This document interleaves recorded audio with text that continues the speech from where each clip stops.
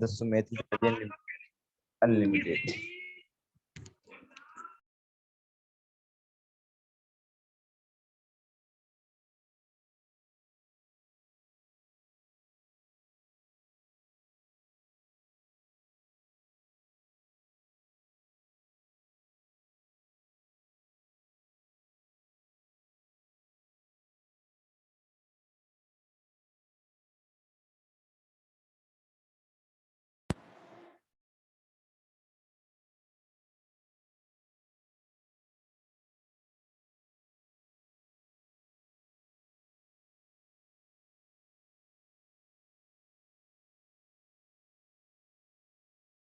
Good morning, students.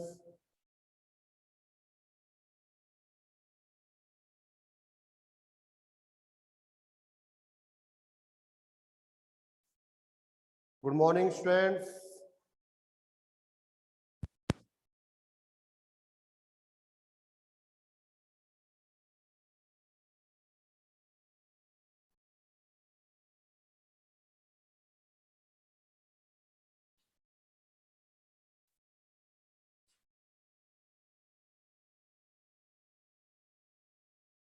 आज की class को स्टूडेंट हम स्टार्ट कर रहे हैं। लास्ट क्लास में हमने टॉपिक पढ़ लिया था यूनियन ऑफ सेट्स, समुच्चयों का संघ। यदि आपको दो समुच्चयों का संघ लिखना पड़े, संघ लिखने के लिए आपको बोला जावे, तो आप कैसे संघ लिख सकते हैं, ठीक है, उनका यूनियन आप कैसे लिख सकते हैं, एक एग्जाम्पल से मैं और आज आपकी प्रैक्टिस करवा देता हूं। उसके बाद हम नेक्स्ट टॉपिक स्टार्ट कर लेंगे, है ना। यूनियन ऑफ सेट में देखो, संघ में यूनियन ऑफ सेट्स में कोई भी हम लोग ऐसे ले लेते हैं यहाँ पर X Y Z. Okay student, second set ले लेते हैं बी, ऐसे कुछ ले लेते हैं हम लोग ए बी सी डी। ये टू सेट गिवन है और आपको क्या करना है, इन दोनों का यूनियन लिखना है, संघ लिखना है। तो कैसे लिखेंगे आप लोग, ए यूनियन बी।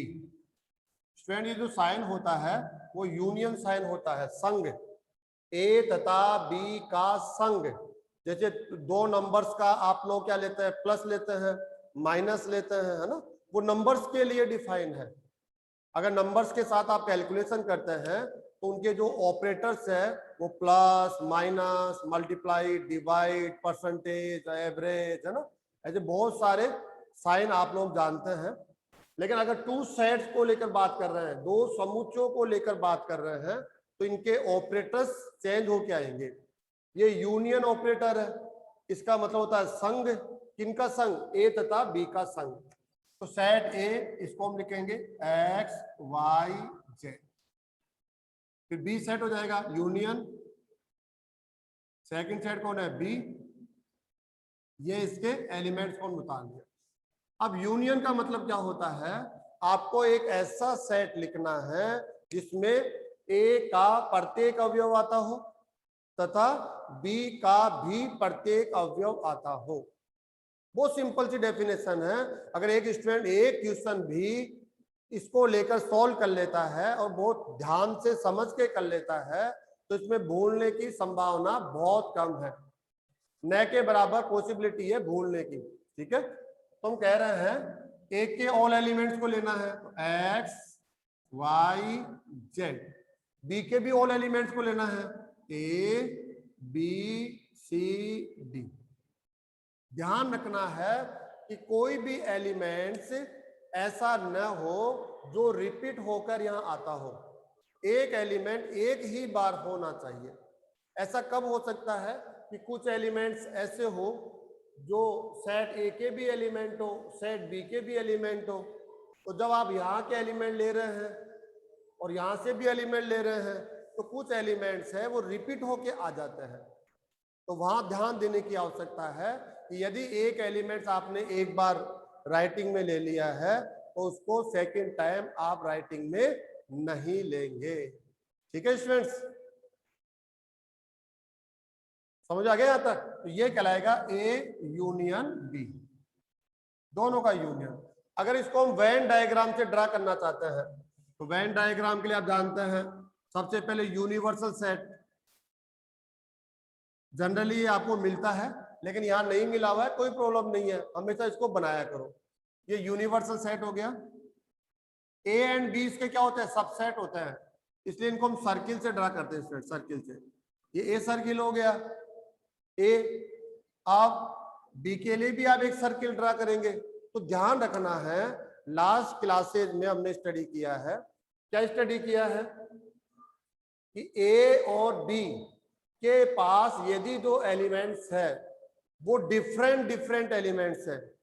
जो एलिमेंट्स ए के पास है उनमें से कोई भी एलिमेंट बी के पास न हो, जो बी के पास है उनमें से कोई भी एलिमेंट ए के पास न हो, तब हम क्या करते हैं, दोनों के जो सर्किल है वो एक दूसरे को इंटरसेक्ट नहीं करते हैं, नॉट इंटरसेक्टिंग सर्किल होते हैं।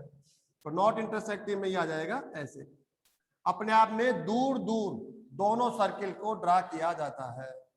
ओके, अब एक एलिमेंट्स को लिखेंगे आप यहां पर, X Y Z, A B C D.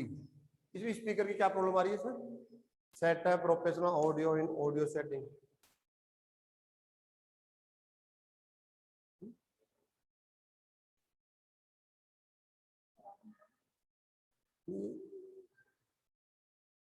Photo कर दूंगा इसको।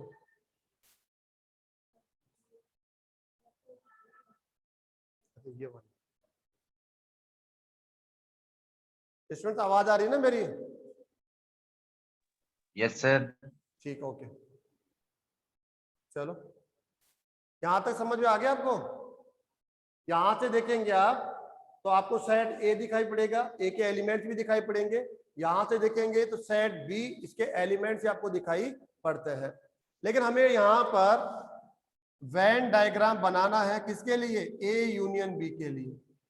ए यूनियन बी का वेन डायग्राम कैसे बनता है, ए के ऑल एलिमेंट्स को आप चूज करते हैं, बी के भी ऑल एलिमेंट्स को आप चूज करते हैं स्टूडेंट्स, ठीक है। जब ऑल एलिमेंट्स को चूज कर रहे हैं तो आप इस पर हाईलाइटर डाल देंगे आप, है ना, क्योंकि ए के ऑल एलिमेंट्स को आप चूज कर रहे हैं ना। तो जो भी आपके पास पेंसिल है तो पेंसिल से आप इसको थोड़ा डार्क कर देंगे, पेन है, कलर है, ऐसा। और बी के भी ऑल एलिमेंट्स को आप चूज कर रहे हैं तो बी पर भी आप इस प्रकार से हाईलाइटर डाल देंगे, ताकि दूर से ही हम लोगों को ये दिखाई पड़ जाएगा। ठीक है,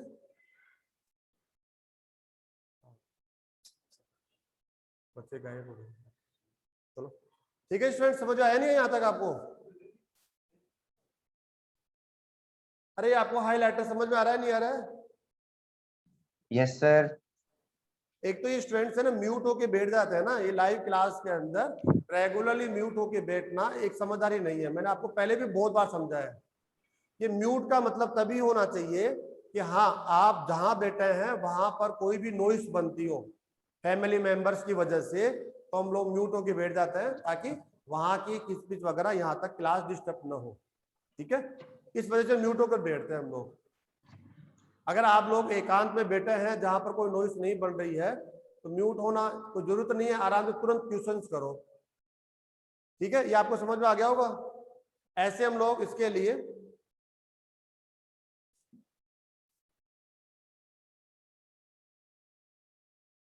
तो यूनियन को रिप्रेजेंट करने के लिए आप कौन सा साइन लेते हैं वो हम लोगों ने देख लिया है। और यूनियन की कैलकुलेशन हम दो प्रकार से कर लेते हैं। फर्स्ट टाइप जो कैलकुलेशन है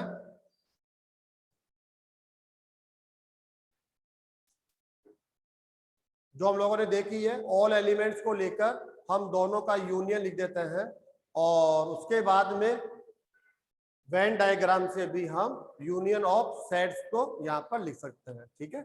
ऐसा भी हो सकता है स्टूडेंट, जैसे एक एग्जांपल लेते हैं थोड़ा डिफरेंट टाइप का, एक और एग्जांपल ले लेते हैं आपके समझने के लिए। ए सेट है 1 3 5 और 7 ऐसे ले लिया स्टूडेंट हमने, और बी सेट ले लिया हमने से कुछ भी 2 4 6 8। एक सेट और ले लेते हैं सी सेट ले लेते हैं, इसमें कुछ भी ले लिया हमने 3 5 4 6, और भी एक ले लेते हैं स्टूडेंट्स में ले लिया हमने 9। अब इन तीनों का यूनियन लेना हम लोगों को, तो समझिए इन तीनों का union, A union B union C, इनका यूनियन लेंगे। कैसे लेंगे? सबसे पहले ए सेट के एलिमेंट्स 1 3 5 7 यूनियन, पहले अभी तो राइटिंग में लेंगे 2 4 6 8, ये सेट भी हो गया, ये यूनियन ऑपरेटर हो गया 3 5 4 6 9। अब तीनों का यूनियन कौन बताना चाहेगा आप में से, इनका यूनियन क्या होगा?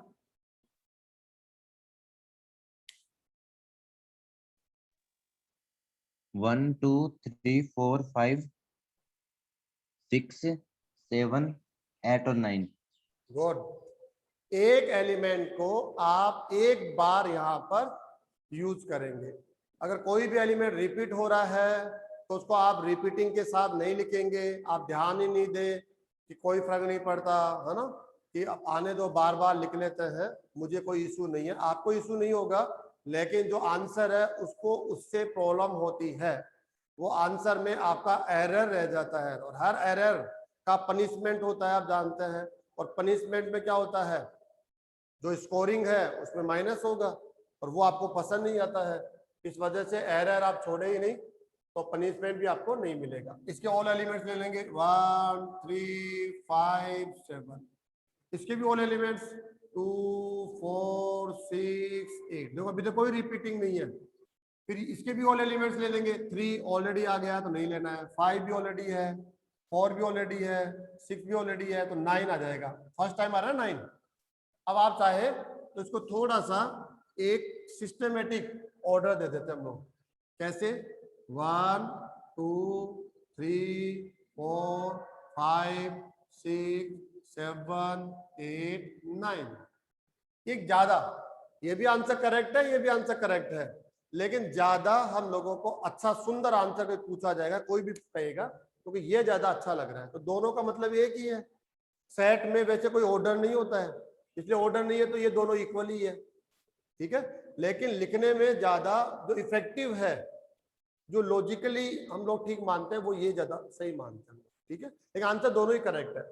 ये आपका हो गया इन तीनों का union, A union B union C.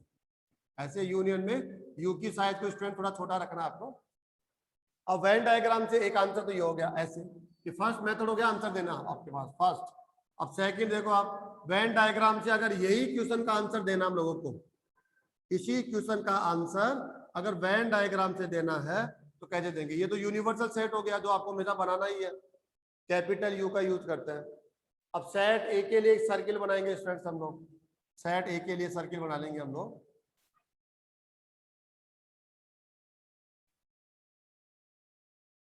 ऐसे। सेट ए हो गया। अब सेट बी को, लेकिन बी सेट का सर्किल ड्रा करते समय ध्यान रखेंगे क्या ए और बी में कोई कॉमन एलिमेंट्स है? अगर कॉमन है तो दोनों सर्किल एक दूसरे को इंटरसेक्ट करेंगे, काटेंगे स्टूडेंट्स, लेकिन नहीं है, कोई कॉमन नहीं है, इसलिए सेट बी का जो सर्किल होगा वो अलग बनेगा, क्योंकि दोनों में कोई भी कॉमन एलिमेंट नहीं है। अब सेट सी का सर्किल बनाएंगे, तो सी का सर्किल बनाते समय ध्यान रखना है क्या सी के पास ऐसे एलिमेंट है जो ए के पास है? हाँ है, 3 है 5 है। इसका मतलब जो सी का सर्किल होगा वो ए के सर्किल को प्रतिच्छेद करेगा।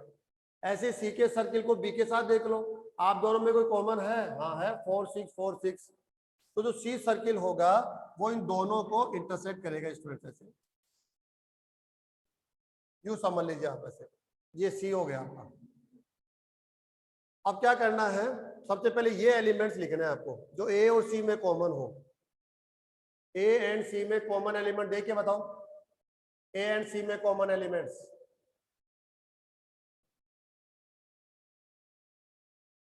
ए एंड सी में कॉमन एलिमेंट्स, चलो ये बताएगा मोनिका सेनी। मोनिका सेनी आप बताओ। चुप होकर बैठ जाते हैं, लाइव क्लास में भी आ जाते हैं। ऐसे थोड़ी आप साइंस सीख सकते हैं, कभी नहीं सीख सकते आप। मोनिका सेनी आवाज आ रही है? 3 और 5। हाँ बोलो बेटा, ए एंड सी में कॉमन कौन है? 3 और 5। 3 and 5, तो 3 हो गया एंड 5 गैप से रखेंगे ताकि ये 35 नहीं दिखे या 53 नहीं दिखे, थोड़ा गैप रखना है इसमें। एंड चलो सेकंड मैं पूछता हूँ, कविता आंसर देगी। बी एंड सी में कॉमन कौन है? बी और सी में 4 और 6। 4 and 6 है, तो ये 4 हमने लिख दिया और ये 6 लिख दिया। अब ए के रिमेनिंग एलिमेंट्स, ए के रिमेनिंग एलिमेंट्स ये कौन बताएगा? सोनम, सोनम को आंसर देना है। चलो 1 and 7. 1 and 7, 1 7। बी के remaining elements Shivani? 2 and 8. 2 and 8। Okay, C के रिमेनिंग एलिमेंट्स कौन बताएगा? नेहा? 3, 5 and 9. 2 5 9। सी के एलिमेंट्स, सी के रिमेनिंग? अच्छा 3, 3 5 5, 9. ना सर 9 ही होगा रिमेनिंग सर। रिमेनिंग 9 3 5 तो ऑलरेडी सी 3, के अंदर आ 5. गया। 3 5 ऑलरेडी आ गया, 4 6 भी ऑलरेडी आ गए हैं। 9। कौन रह गया? 9, 9. 9। अब आप यहां से देखना चाहें, ऐसे आंसर दिया करो बेटा तुम लोग, चाहे हम लोग थोड़ा स्लो पढ़ लेंगे। स्लो पढ़ना कोई बुरा थोड़ी ना है, स्लो पढ़ना कभी भी बुरा नहीं है यदि हमें समझ में आ गया, अच्छे से समझ में आ गया तो। लेकिन फास्ट पढ़ना कि देखो हमने बहुत तेजी से सिलेबस तैयार कर लिया, सिलेबस स्टडी कर लिया, पूरा सिलेबस हो गया, लेकिन समझ में कितना आया? वो थोड़ा कम ही आया, तो वो फास्ट है कोई बेनिफिट नहीं है। ठीक है, इसलिए चाहे से हमें 2 3 4 क्लास ज्यादा लगे किसी लेसन के अंदर कोई प्रॉब्लम नहीं है, लेकिन समझ में आना चाहिए। समझ में नहीं आ रहा है तो वो वेस्ट है। आप भी सुबह टाइम देते हैं रोजाना, तो फालतू का टाइम जा रहा है। पेरेंट्स को उम्मीद है कि कुछ ना कुछ आप नया सीख रहे हैं, जबकि सीख रहे हो कुछ मिल ही नहीं रहा, इसलिए ध्यान दें आप यहाँ पर। ये हो गया। आप ए के एलिमेंट्स को यहाँ से चेक कर ले आप। ए 1 3 5 7 ओके, मैच हो गया। बी के एलिमेंट्स को 2 4 6 8 ओके। सी के एलिमेंट्स 3 5 4 6 9 ओके। अब हमें किसको शो करना है? ये वेन डायग्राम बनेगा A union B union C. जब आप यूनियन का वेन डायग्राम बनाते हैं ना कभी भी, तो आपको इसको हाईलाइट करना होता है। हाईलाइट वहां डालेंगे जो इसको शो करता हो, इसको शो करे वहां हाईलाइट डालेंगे। इसका मतलब होता है ए के ऑल एलिमेंट्स, बी के भी ऑल एलिमेंट्स एंड सी के भी ऑल एलिमेंट्स। तो ए के ऑल एलिमेंट्स ले रहे हैं हम लोग इसमें, यूनियन का मतलब होता है ऑल एलिमेंट्स। तो स्टूडेंट्स ऐसे आपको इसको डार्क कर देना होता है। ये लो, ये ए के ऑल एलिमेंट्स हो गए। अब बी के भी ऑल एलिमेंट्स लेने हैं आपको, लेकिन इसको डार्क करते समय ध्यान रखें कि जो ये एलिमेंट्स है वो क्लियर आपको दिखने चाहिए। ऐसा नहीं है एलिमेंट्स ही दिखना बंद हो जाए, फिर तो कोई मीनिंग लेस हो जाएगा। सी के भी ऑल एलिमेंट्स लेना है, तो इसलिए सी सर्किल को भी आप क्या कर देंगे, ऐसे हाइलाइटर डाल के हाईलाइट कर देंगे।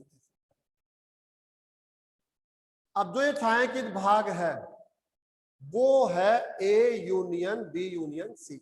यहां से आपको A union B union C लिखना है यहां से। तो देखो कैसे लिखेंगे आप, देखिए लिखिए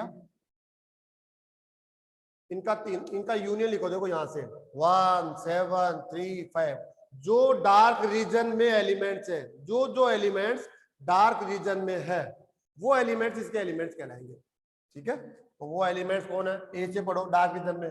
1 हो गया, 7 हो गया, 3 5।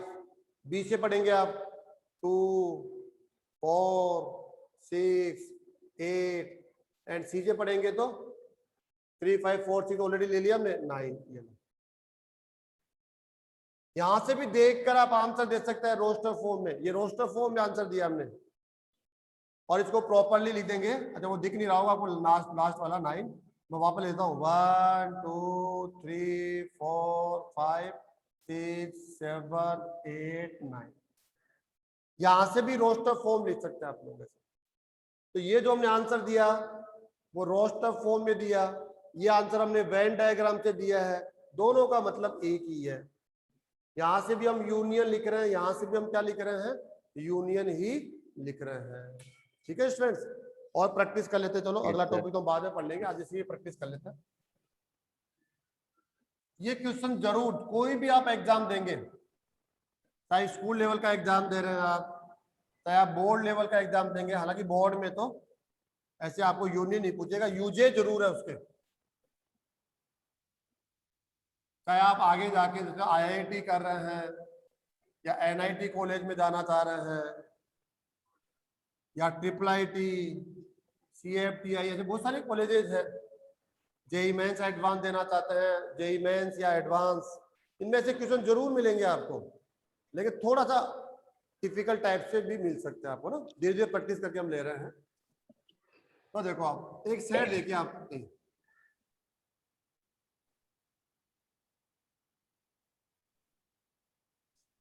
एक्स जयपुर का नागरिक है, जयपुर का नागरिक है।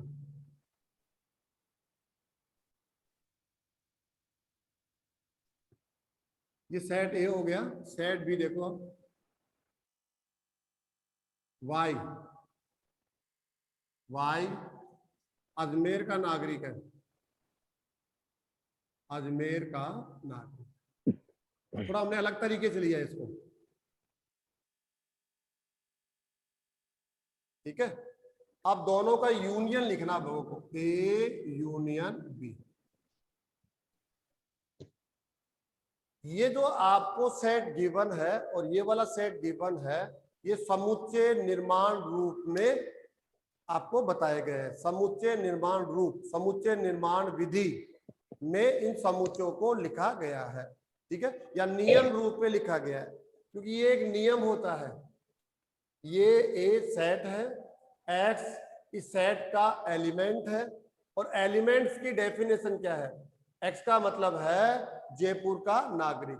तो जो जो जयपुर का नागरिक है वो सेट ए का एलिमेंट है, और सेट बी का एलिमेंट कौन है? वाई, और वाई की परिभाषा क्या है? वाई है अजमेर का नागरिक। तो जो जो अजमेर का नागरिक है, जिसके पास में अजमेर की रेजिडेंसी है, एड्रेस प्रूफ है, आधार कार्ड में वो अजमेर लगाता है, डिस्ट्रिक्ट अजमेर ऐसा वो यूज कर रहा है, तो वो अजमेर का नागरिक होता है, ठीक है, और वो इस बी का एलिमेंट होगा। अब हमें इन दोनों का यूनियन लिखना है, ठीक है, संग लिखना है, दोनों को मिला के लिखना है। तो ए यूनियन बी यदि हमें लिखना चाहें तो इसके एलिमेंट्स को आप ले लीजिए जेड। एक्स वाई तो ऑलरेडी यूज कर लिया उसने, आप जेड ले लीजिए। अब जेड के बारे में क्या बताएंगे? जेड बताओ। इसका आंसर भी ऐसे ही देना है, रोस्टर में नहीं देना, क्योंकि रोस्टर में आप आंसर दे भी नहीं पाओगे। कितने नागरिक जयपुर में है, कितने नागरिक अजमेर में है, क्या सभी नागरिकों को हम जानते हैं, क्या उनको एक एक करके लिख सकते हैं? तो आंसर मिलेगा बहुत मुश्किल है, असंभव सा दिख रहा है, तो हम लोग ये काम नहीं करना चाहेंगे। संभव भी हो तो बहुत ज्यादा समय यहाँ लगेगा। जेड के बारे में बताओ। जयपुर और अजमेर के नागरिक। है जयपुर और अजमेर के नागरिक। जयपुर और अजमेर के नागरिक। जयपुर और अजमेर का नागरिक है, जयपुर और अजमेर का नागरिक। चलो मैं लिख देता हूं, एक बार हम लोग गलतियां करेंगे तो ज्यादा सीखेंगे। जेड जयपुर और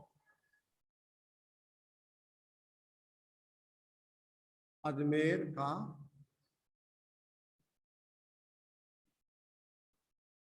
यही कहना चाह रहे हैं ना? Yes sir. Yes sir. मैं नाम देखता हूँ, क्या नाम है आपका? क्या नाम है बेटा आपका? अभिषेक चौधरी। अभिषेक, अभिषेक बोल रहा है ना? ओके। अभिषेक ने कहा कि यूनियन आप लोग लेंगे तो इसका एलिमेंट आप जेड ले लीजिए, क्योंकि एक्स और वाई तो ऑलरेडी क्वेश्चन में यूज हो गए, तो फिर हम एक्स वाई के बाद में जेड यूज कर लेते हैं। जेड ले लिया। अब जेड की परिभाषा क्या लिखी उन्होंने? जयपुर और अजमेर का नागरिक है। इसका मतलब समझ रहे हो? और पे फोकस करो।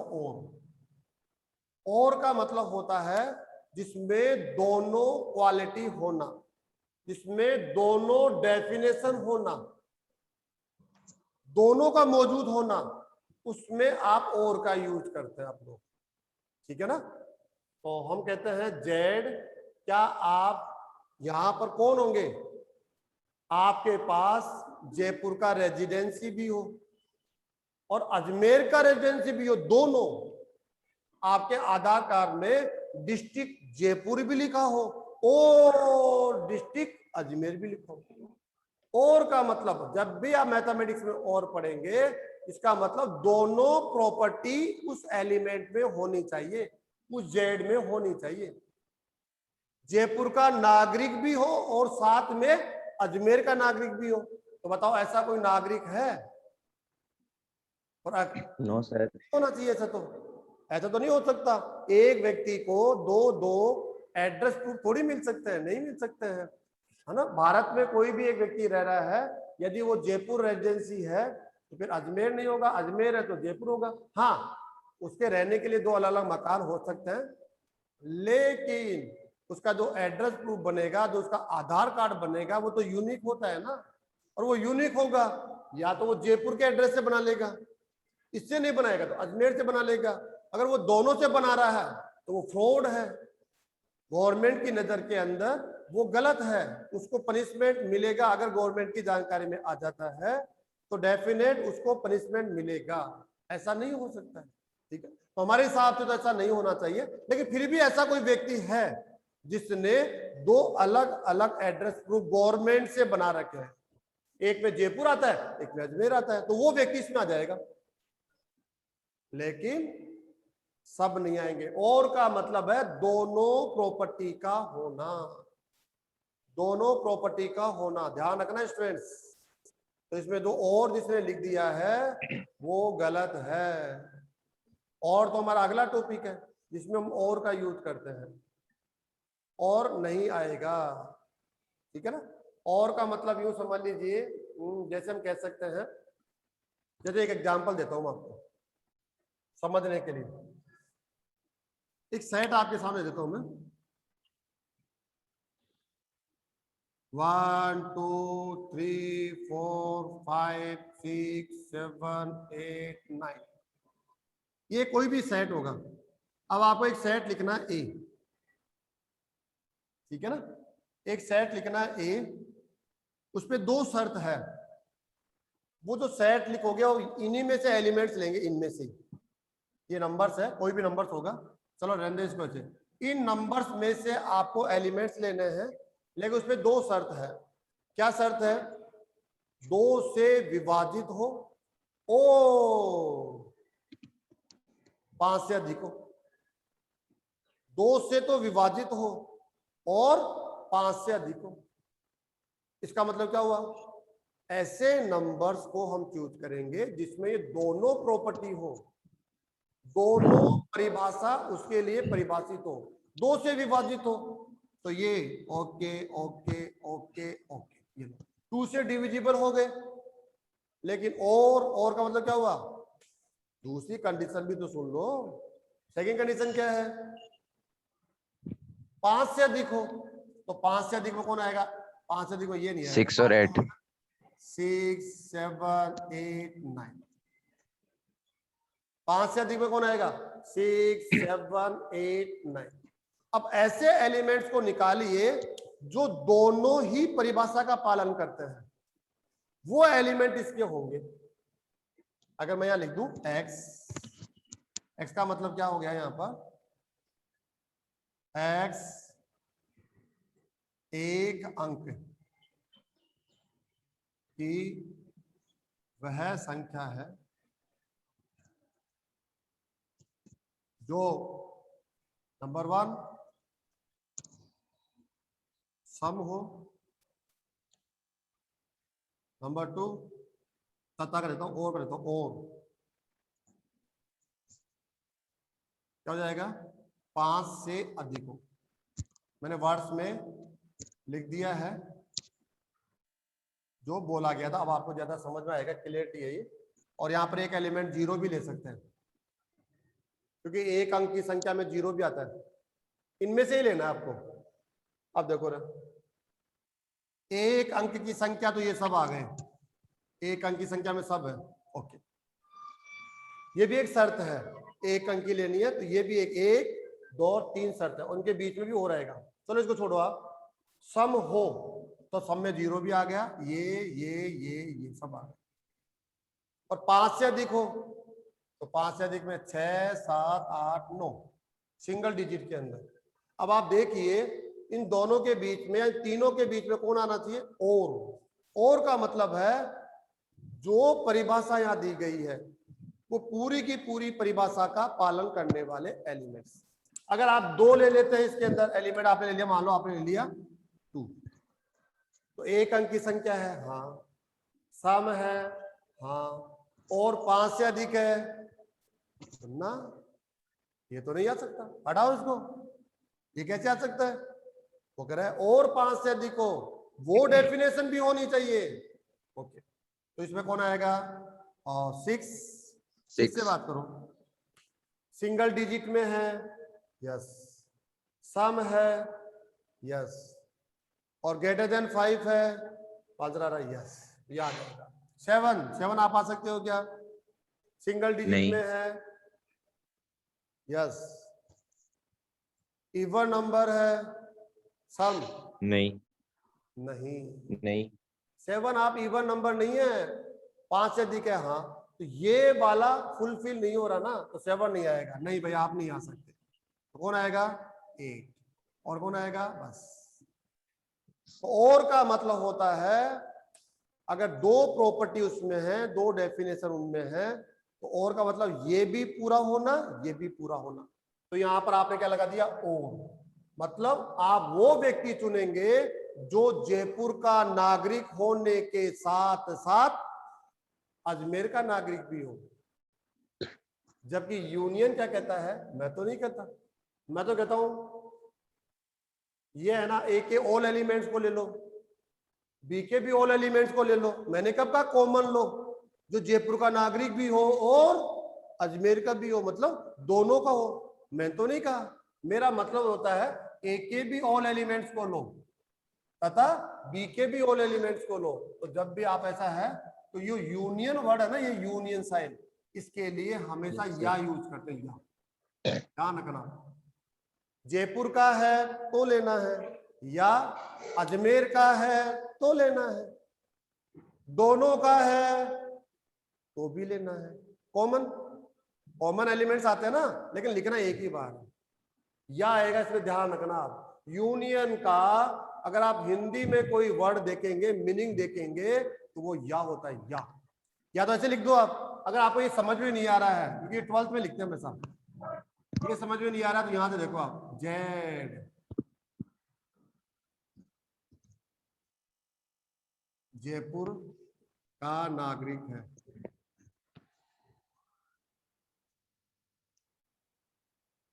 जेड अगला कौन हो जाएगा? अजमेर का नागरिक। बस ऐसे छोड़ो, कुछ भी मत लगाओ। जेड जयपुर का नागरिक है, वो आ जाएगा इसमें। जेड अजमेर का नागरिक है, कोई वर्ड ही मत डालो, या भी मत डालो, और भी मत डालो। और का मतलब होता है कॉमन, दोनों परिभाषा रखना, ये भी रखना, ये भी रखना, वो कहलाता है और। या का मतलब क्या होता है? ये परिभाषा रख लेता है तो आ जाओ, ये परिभाषा रख लेता है तो आ जाओ। या में आप समझ लीजिए जैसे आपके घर के ऊपर कोई गेस्ट आ गया, अब गेस्ट आ गया तो डेफिनेट आप उससे क्या पूछोगे? भाई आप ठंडा लेना पसंद करेंगे या गर्म लेना पसंद करेंगे?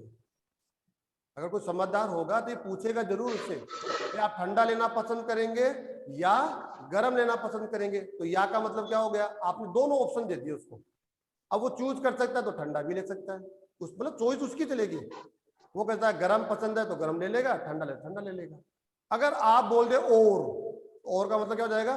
ठंडा और गर्म, ठंडा और गर्म मतलब दोनों, या दोनों का कंबाइंड, ऐसा कर दो, कुछ भी समझ लो आप, दोनों आपको देना है इसके अंदर। या का मतलब होता है आपने ठंडा दे दिया, आपको गर्म देने की आवश्यकता नहीं है, गर्म दे दिया फिर ठंडा देने की आवश्यकता नहीं है। या मतलब एक ऑप्शन ले लेंगे इसके अंदर। तो या आप अच्छे से जानते हैं, अगर वो जयपुर का नागरिक है तो वो इसका एलिमेंट होगा, या अजमेर का नागरिक है तो भी इसका एलिमेंट होगा। तो या का मतलब आप समझिए, या और में अंतर करिए, और आ जाता है तो ये भी पूरा होना चाहिए, ये भी पूरा होना चाहिए। या का मतलब ये पूरा हो गया, इसका एलिमेंट हो जाएगा, ये पूरा हो गया, इसको परिभाषित करता है कोई एलिमेंट, तो इसका एलिमेंट हो जाएगा। तो यूनियन का हिंदी के अंदर जो मीनिंग निकलता है वो क्या हो जाता है यहाँ पर, या हो जाता है। ध्यान रखना, या फ्यूचर में हम लोग इसको बहुत 12th क्लास के अंदर और ज्यादा अच्छे से पढ़ेंगे। फिलहाल तो और नहीं आएगा, यहाँ पर कौन आएगा, या आएगा। ठीक है, अगर इसको हम वेन डायग्राम पे बनाएंगे तो वेन डायग्राम कैसे बनेगा, देखो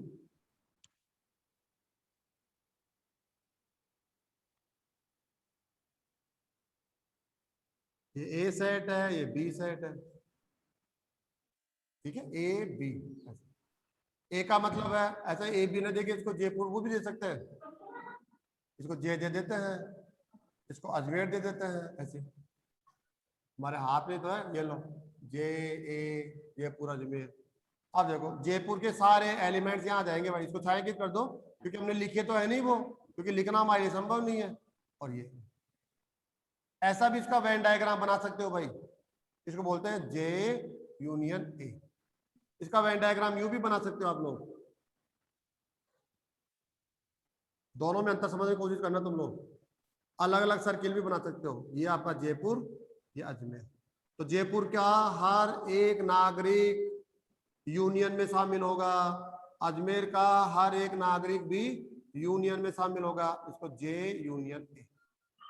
ये तो तब बनेगा जब ऐसा कोई एक भी नागरिक नहीं है जो दोनों में कॉमन हो, जिसके पास में रेजिडेंसी हो, एक प्रूफ हो जयपुर का भी और अजमेर का, दोनों का अगर प्रूफ हो तो वो इसमें नहीं आएगा। इस डायग्राम से वो नहीं आ रहा है। इस डायग्राम में हो रहा है ऐसे फ्रॉड व्यक्ति भी है जो गवर्नमेंट को गुमराह कर रहे हैं। कैसे गुमराह कर रहे हैं, जिनके पास में जयपुर का रेजिडेंसी प्रूफ भी है और उन्होंने गुमराह करके अजमेर का रेजिडेंसी प्रूफ भी बना रखा है, तो वो कॉमन में आ जाएंगे यहाँ। उन ऐसे व्यक्तियों को हम यहाँ शामिल करेंगे। जो केवल जयपुर का रेजिडेंसी रखता है वो इसके इसमें आ जाएगा। जो केवल अजमेर का रेजिडेंसी रखता है, ईमानदार लोग जो कहते हैं भाई मुझे एक ही डॉक्यूमेंट चाहिए कोई एक डिस्ट्रिक्ट का, तो वो इधर इधर, और जो कॉमन है वो यहाँ जाएंगे। हालांकि ऐसा होना नहीं चाहिए कभी भी, गवर्नमेंट उसके लिए अलाउ नहीं करती है। तो एक्चुअल डायग्राम गवर्नमेंट के अकॉर्डिंग ये बनेगा, क्योंकि जो जयपुर का नागरिक है वो अजमेर का नहीं हो सकता, जो अजमेर का नागरिक है वो जयपुर का नहीं हो सकता, ऐसे। तो ये हो जाता है स्टूडेंट यूनियन। यूनियन का मतलब होता है जयपुर का हर एक यूनियन में आएगा, अजमेर का हर एक एलिमेंट यूनियन में आएगा। तो जब भी आप यूनियन के लिए वेन डायग्राम बनाओ तो आप उसमें ऐसे डार्क जो भी लाइंस है या कोई भी आप कर सकते हैं, हाइलाइटर डाल सकते हैं, अगर आपके पास जैसा भी है तो ऐसा कर सकते हैं। चलो